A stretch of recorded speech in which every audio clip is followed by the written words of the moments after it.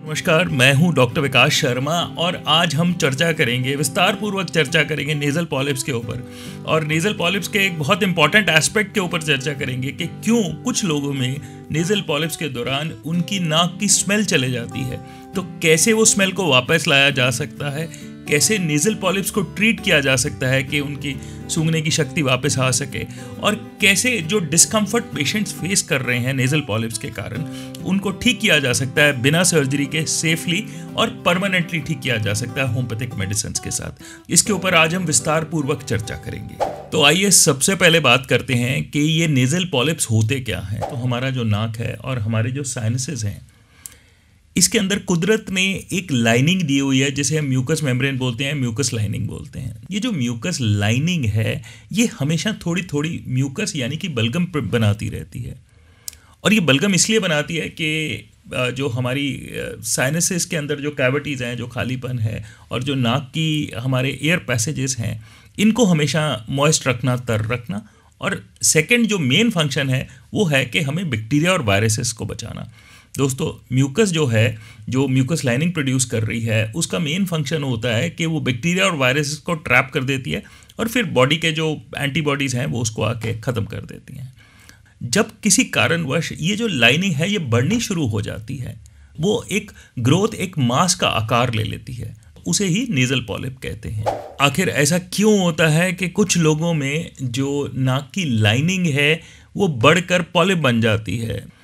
ये देखा गया है कि जिन लोगों को क्रॉनिक एलर्जीज़ रहती हैं, नाक की एलर्जी रहती है, साइनोसाइटिस रहता है, एलर्जिक राइनाइटिस रहता है, उन लोगों में पॉलिप्स बनने का जो चांसेस हैं वो बहुत ज़्यादा बढ़ जाते हैं।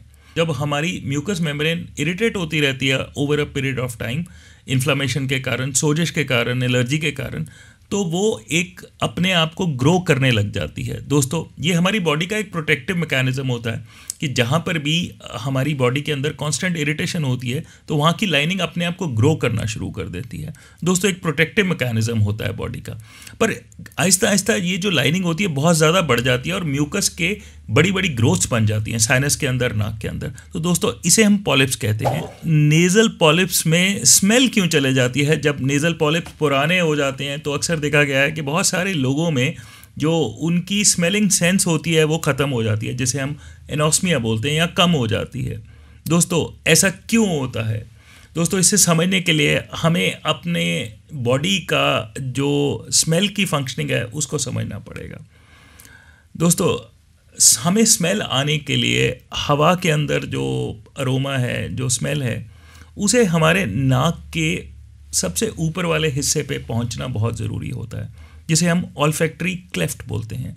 दोस्तों, ऑल्फैक्टरी क्लेफ्ट के अंदर 6 to 10 मिलियन ऑल्फैक्टरी सेल्स होते हैं जो कि हमारी स्मेल की जो मॉलिक्यूल्स हैं उनकी जो इन्फॉर्मेशन है ब्रेन तक पहुंचाते हैं, और ब्रेन उसको प्रोसेस करके हमें बताता है कि ये इस तरह की स्मेल आ रही है। तो जब किसी कारणवश वहाँ पर एयर नहीं पहुँच पा रही, हवा वहाँ तक पहुँच नहीं पा रही है, या अगर हमारा ऑल्फैक्टरी एरिया या ऑल्फैक्टरी क्लेफ्ट के अंदर जो जहाँ पर हमारे ऑल्फैक्टरी सेल्स हैं वो किसी तरीके से डैमेज हो जाए, तो दोस्तों हमें स्मेल आनी बंद हो जाती है या कम हो जाती है। नेज़ल पॉलिप्स में स्मेल क्यों चले जाती है? दोस्तों, जैसे जैसे हमारे म्यूकस की लाइनिंग बढ़ने लगती है और नेज़ल पॉलिप फैलने लगता है तो वो एक फिज़िकल ऑब्स्ट्रक्शन कॉज कर देता है। दोस्तों, फिज़िकल ऑब्स्ट्रक्शन का मतलब है कि जो हवा हमारे नाक के सबसे ऊपर वाले एरिया जहाँ पर ऑल्फैक्टरी क्लेफ्ट है, जो ब्रेन को स्मेल की इन्फॉर्मेशन लेके जा रहा है, जब हवा वहाँ तक पहुँच नहीं पा रही है तो जो ब्रेन को इन्फॉर्मेशन चाहिए स्मेल की, वो नाक से डिलीवर ही नहीं हो पा रही है। दोस्तों, ये एक सबसे बड़ा कारण होता है कि ब्रेन को इन्फॉर्मेशन अबाउट स्मेल ही नहीं पहुँच पा रही, क्योंकि हवा उस एरिया को जाके टच नहीं कर पा रही है, क्योंकि पॉलिप ने उस एरिया को ब्लॉक कर दिया है। दूसरा बड़ा कारण होता है थिक सिक्रीशंस यानी कि गाढ़ी बलगम। दोस्तों, जैसे जैसे हमारे नाक के अंदर एलर्जी पुरानी होती जाती है, इन्फ्लामेशन पुरानी होती जाती है, तो हमारी जो नाक की लाइनिंग होती है वो गाढ़ी म्यूकस या थिक सिक्रीशंस बनाना शुरू कर देता है। दोस्तों, हमारे नाक के ऑल्फैक्टरी क्लेफ्ट के ऊपर जब बहुत थिक म्यूकस चिपक जाती है तो वो भी एक कारण होता है कि हवा जो है वो ऑल्फैक्टरी सेल्स को टच नहीं कर पाती, जिसके कारण हमें स्मेल नहीं आ पाती। अब हमारे नाक का वो एरिया जो स्मेल को प्रोसेस करता है, ऑल्फैक्टरी एरिया या ऑल्फैक्टरी क्लेफ्ट, जब वो कॉन्स्टेंटली इन्फ्लामेशन को या सोजिश को एक्सपोज होता रहता है, तो दोस्तों उसके अंदर भी आहिस्ता आहिस्ता डैमेज होना शुरू हो जाता है, जिसे हम ऑल्फैक्टरी न्यूराइटिस भी बोल सकते हैं। तो ऑल्फैक्टरी एरिया या जो हमारा स्मेल वाला एरिया है नाक के अंदर, जब उसमें कॉन्स्टेंटली एलर्जी और इन्फ्लामेशन रहती है, तो दोस्तों वो एरिया भी डैमेज हो जाता है। तो वो जो स्मेल की इन्फॉर्मेशन है, जो उसकी प्रोसेसिंग है, या वो कम हो जाती है या बिल्कुल ख़त्म हो जाती है। तो दोस्तों ये एक तीसरा बड़ा कारण होता है स्मेल ना आने का। दोस्तों चौथा कारण जिसके कारण हमें स्मेल आनी बंद हो जाती है पॉलिप्स के कारण, वो होता है कि नाक के जो एयर फ्लो डायनामिक्स हैं कि हवा कैसे मूव कर रही है हमारे नाक के अंदर, वो पॉलिप्स चेंज कर देते हैं। तो दोस्तों पॉलिप्स जो होते हैं हवा का रास्ता बदल देते हैं, जिसके कारण हवा जो होती है वो उस एरिया में पहुंच ही नहीं पाती है। तो दोस्तों ये चौथा बड़ा कारण होता है जिसके कारण हमें नाक से स्मेल आनी बंद हो जाती है पॉलिप्स के बढ़ने से या पॉलिप्स के आने से। दोस्तों अब चर्चा करते हैं कि होम्योपैथी में कौन सी मेडिसिन्स हैं जो बहुत इफ़ेक्टिवली आपके पॉलिप्स को जड़ से ठीक कर सकती हैं। आपका जो इतना पुराना नाक बंद रह रहा है और आपको सांस लेने में दिक्कत आ रही है, कैसे वो होम्योपैथिक मेडिसिन्स बहुत इफ़ेक्टिवली उसको बिना सर्जरी के ट्रीट कर सकती हैं। दोस्तों होम्योपैथिक मेडिसिन्स बहुत सेफ़ होती हैं और वो लॉन्ग टर्म यूज़ बहुत इफ़ेक्टिवली की जा सकती हैं और आपको बहुत इफेक्टिवली सर्जरी से बचा सकती हैं। तो दोस्तों आइए सबसे पहले चर्चा करते हैं होम्योपैथिक मेडिसिन लेमना माइनर के ऊपर। Lemna minor one of the top grade medicine है होम्योपैथी में और मेरी गो टू मेडिसिन है क्लिनिक में, और मैंने अपनी क्लिनिक में सैकड़ों हज़ारों केसेस लेमना माइनर से ठीक होते देखे हैं और परमानेंटली ठीक होते देखे हैं। ऐसे केसेस देखे हैं जो 2-2, 3-3 बारी पॉलिप्स की सर्जरी करा चुके होते हैं, फिर भी पॉलिप्स आते रहते हैं। दोस्तों वहाँ पर भी लेमना माइनर बहुत इफेक्टिव होती है। दोस्तों कांस्टेंट नाक की एलर्जी जब ऐसी स्टेज ले आती है म्यूकस मेम्ब्रेन्स की, म्यूकस लाइनिंग की, कि वहाँ पॉलिप्स डेवलप होने शुरू हो जाते हैं, तो दोस्तों Lemna minor top grade medicine है। दोस्तों लेमना माइनर की इंडिकेशंस हैं कि अगर आपको बहुत बड़े बड़े पॉलिप्स बन चुके हैं, आपको रात को सोने में बहुत डिफ़िकल्टी आ रही है, बहुत थिक सिक्रीशंस निकल रही हैं दोस्तों, और अगर आपको रात को सोते समय जिस साइड आप करवट लेते हैं उस साइड का नाक बंद हो जाता है या टोटली आपका नाक बंद रहता है, तो दोस्तों Lemna minor top grade medicine है। दोस्तों लेमना माइनर एक और कंडीशन में भी बहुत इफेक्टिव होती है। वो होता है कि अगर आप डैम्प एरिया में जाते हैं या वेट एरिया में या वेट वेदर में आपका नाक ज़्यादा बंद होता है, ज़्यादा पॉलिप्स ग्रो होते हैं, तो लेमना माइनर बहुत इफेक्टिव होती है। पर लेमना माइनर तकरीबन हर तरह के पॉलिप्स को कवर करती है, right sided polyps, left sided polyps, although वो राइट साइड के लिए होती है, पर मैंने देखा है कि राइट और लेफ्ट दोनों एरियाज़ में जो पॉलिप्स होते हैं उनके लिए लेमना माइनर नंबर 1 मेडिसिन है। दोस्तों लेमना माइनर को आप मदर टिंक्चर में ले सकते हैं। लेमना माइनर के 5 to 7 drops once a day आप यूज़ कर सकते हैं अपने पॉलिप्स को ट्रीट करने के लिए। दोस्तों लेमना माइनर कुछ केसेस में मैं 30C में भी प्रिस्क्राइब करता हूं, जहां पर मुझे थोड़ी सेफ्टी को देखना होता है। अगर पेशेंट ओल्ड है तो वहां पर हम लेमना माइनर 30C यूज़ करते हैं। दोस्तों मेरी सलाह रहेगी कि लेमना माइनर को यूज़ करने से पहले आप अपने होम्योपैथिक डॉक्टर से एक बारी ज़रूर सलाह कर लीजिएगा। नेज़ल पॉलिप्स के अंदर अगर आपको साथ में एलर्जी के साइंस भी बहुत प्रोमिनेंट मिल रहे हैं, ऑल्दो नेज़ल पॉलिप्स में हमेशा आपको हिस्ट्री में एलर्जी मिलेगी, बट बहुत सारे केसेस में जब वो आपके पास आते हैं तो तब भी एलर्जी के साइंस भी साथ में प्रेजेंट होंगे कि आप पेशेंट को बहुत सारी छींकें आ रही हैं, खूब सारा पतला पानी आ रहा है, छींकें आ रही हैं और नाक भी बंद रह रहा है, और आप उनका नाक को एग्जामिन करें तो नाक के अंदर आपको बड़े बड़े पॉलिप्स दिखेंगे।